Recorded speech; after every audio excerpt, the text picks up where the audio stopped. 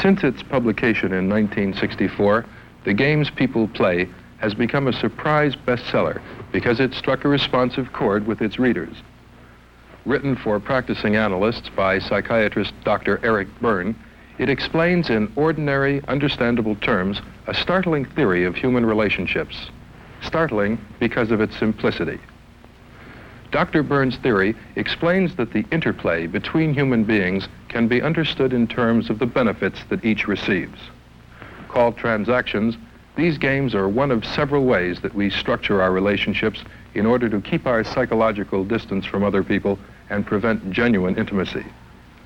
I'm David Prowett, science editor for National Educational Television. I visited Eric Berne at his home in Carmel on the California coast to discuss the applications of transactional analysis and the games people play. Transactional analysis is a system of psychology for understanding human behavior, changing human behavior, and predicting human behavior. Is a transaction the same as an interaction? In some ways, we consider interaction to be a kind of a cowardly word because you don't commit yourself to anything by saying people are interacting. It's just a kind of a description. Transaction means that people are getting something out of it. Each person is getting something out of it, which goes back to the fundamental question of all social psychology, which is, why do people talk to each other? What is the basic vocabulary that a layman needs to understand transactional analysis? Basically, it's just 5 words. All of them, one of them has, 1 or 2 have 2 syllables, but they're very everyday words. Parent, adult, child, game, and script. Recently, we've added another word which is assuming more and more importance, and that's what we call a contract, which means people should know what they're doing to each other and what their jobs are in relation to each other. Right, the parent, adult, and child are ego states. Would you explain what the other 2 are? Well, a game is a stereotype pattern of behavior. That is, it's something people keep doing over and over, and they may do it for years and years, every day or all day, and they don't even realize that it's a stereotype pattern. They may feel that it's sort of something they just want to do, or that it's spontaneous, but it's something that comes out the same way all the time. Like, for instance, it may end in the person being angry or hurt or scared or feeling inadequate again and again throughout the day, and this is something which the person sets up. That's a game. Script is a lifelong plan, we might call it an unconscious life plan, which is decided in very early childhood, and if it's allowed to run its course, it will continue the way the person decided when they were 3, 4, or 5 years old, which is pretty young to make lifelong decisions, but that's the way life is. Actually, that's the way human beings are. You really feel that the entire life is predestined from a script that's set that young? Yes, unless something is done to change it. And I want to stress that because people get discouraged sometimes when I say that one's life course is determined by a decision that you make inside yourself at such an early age. But the point is, there are things that can be done to change that decision. One of them happens to be psychotherapy. There are other things. So it's not... it's not irrevocable at that. That's right. Does transactional analysis have to be done in group therapy then? Well, it's presented as a group method because groups are where lots of transactions take place, and it's very helpful in group therapy. What happens is that people who study it and try it out in groups generally end up using it in their individual therapy also because they see that it works pretty well. And well, most people use it throughout their practices after a while. How widely is it spread in this country? I think we have now 500 members in our association. It's spread widely enough so that we had to organize much against our inclinations because we don't believe in organizing things too highly. So there are about 500 members. I think we have members in about half the states of the Union. We also have a small branch in Costa Rica. We have some people in England. And recently, the most interesting development has been a branch in Hawaii where it is being used. As we've been talking, one thing has been bothering me. You talk about ego states, this parent-child and adult relationship. It sounds a little like a description of schizophrenia. Does it have any connection at all? No, there isn't. What happened was that many years ago, in the early 1900s, somebody began to talk about split personality and related that to schizophrenia. But that was done in a very technical sense, which most people would find it hard to understand. But the expression got around, and then people began to think split personality means something bad. Actually, everybody has a split personality because every human being has at least 3 different people in his head. It's a question of how well they're integrated. That's right. All right, well, let's get down to cases. What's the first thing that happens when a patient walks into your office? First thing is to find out why he's there. What does he want? And then I try to see what I have to offer him. And that goes back to the word contract that I mentioned before. In other words, I want to know what he wants from me, what I can do for him, or what I can cure him of. And then after we've talked a while, he gets an idea of what I have to offer. And in that way, we can come, we hope, to an agreement to go ahead with trying to help him. I'm still not sure that I understand the term contract. Is every relationship between adults the establishing of a contract? I would say so. I think a lot of trouble in the world comes from what we would call unclear contracts, which means people aren't sure how they relate to each other or what they're allowed to do or say to each other. And if they transgress these unspoken limits, there's very often trouble. So a clear contract, I think, helps in any relationship, and we feel, when I say we, I mean these other colleagues that we talked about a few minutes ago, we feel that the first thing in any treatment situation is a clear contract in the sense of what does the patient want and what can we do for him. Can both of you understand this? We should both understand very clearly about that. Well, does the patient actually state his contract with you, or is this a conclusion you have to reach after talking with him?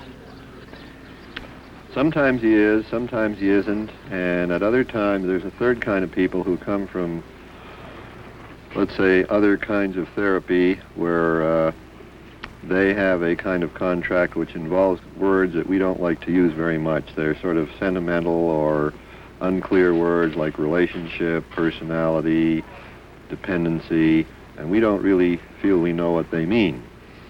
So sometimes a patient will state what we call his side of the contract in those terms, like I want to have better relationships, and then we say, well, what is a relationship? And we finally try and boil it down to something very specific where we will know and he will know whether he is actually accomplishing what he set out to do in the treatment. Since a contract is between 2 parties, does that mean that the analyst has to commit to the patient too? Right. You do feel that there is a commitment? Yes, we have a very strong commitment to say we accept the patient's contract if he says it clearly enough. For instance, we may say, oh, then what you want to be cured of are migraine headaches. Well, let's see what we can do. And we may end up let's say that session by saying, okay, now you've had a chance to listen to me for a while, and that's the sort of thing I have to offer, so if you want to continue, fine, let's go. Would you say that this is analogous to directive analysis then, as opposed to non-directive? Not really. I think all we're trying to do there is we're not trying to direct the patient. All we want to do is find out what the patient wants.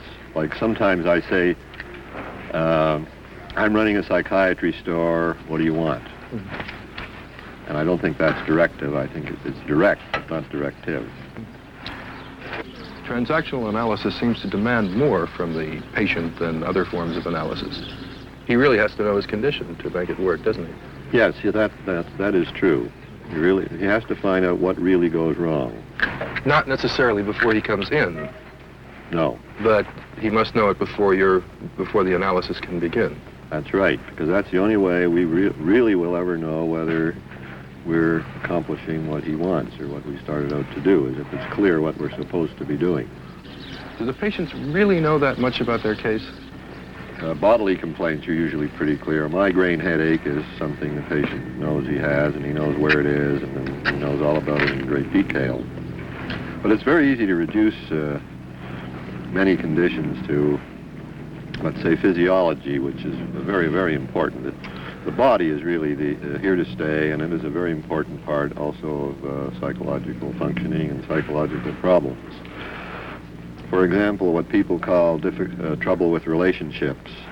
If we really look into it, what he really means is, in physiological terms, something like when I go into a room where there are strange people, I feel funny. And then you say, where do you feel funny? And he may know very well, right in the pit of my stomach.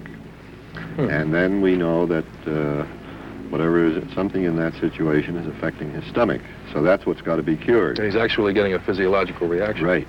There's always a physiological reaction to an emotional situation. Well, I know that you believe in talking over the patient's illness with the patient. Is this generally accepted practice in analysis? I think we carry it a little farther than most people. For example, one thing we've been doing lately is having the staff conference in the presence of the patient, even with adolescents. And it works very well. Most people, let's say most other clinicians, for instance, the hospital staff, are a little uneasy about it the first couple of times. But when they discover how beneficial it is to the patients and how the patients pull themselves together, no matter how disturbed they are ordinarily, if they're told this is a staff conference about you and it's your privilege to listen to it, it's amazing how, as we would say, their adult gets hooked, and no matter how oddly they were behaving before, they will sit quietly for an hour and listen very, very intelligently to an intelligent, open discussion of their own case. You don't find that it frightens them in any way? I've never known it to frighten them in my experience. How do you translate the theories and the contracts you've made into a coherent plan for therapy? Well, let's take as a sort of a theoretical example, a man who comes in and talks about relationships, and we discover what he really means is when he goes to a party where there are strangers, his stomach feels funny. Well, the first thing we do is talk about parent, adult, and child. In that case, it's very obvious that it's the child part of him that feels funny, because at an adult level or at an objective level, nobody at the party is going to hurt him or wants to hurt him. There's nothing to be afraid of. So then we trace that back and discover that is so. See, if we say something as your child, that's only our opinion. And in order to verify it, we have to go through certain procedures. One of them is to find out, did you really feel that way when you were actually a child? And if he did, then we say, well, our diagnosis is right. That's the child part of you. So it's very easy to trace back in such cases that the same thing happened when he went to kindergarten the first day or when he went to birthday parties.